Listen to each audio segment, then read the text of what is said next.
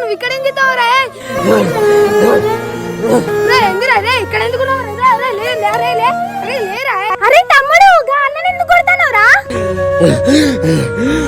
ఎందుకు కొడతానవా? చూస్తా అవపడతలేడా పిచ్చోడు? అయ్యో తమ్ముడు ఆయన పిచ్చోడు కాదురా మా అన్న. అక్క మీ అన్న అంటున్నావు కదా, మరి మీ అన్న ఎందుకు పిచ్చోడైండు?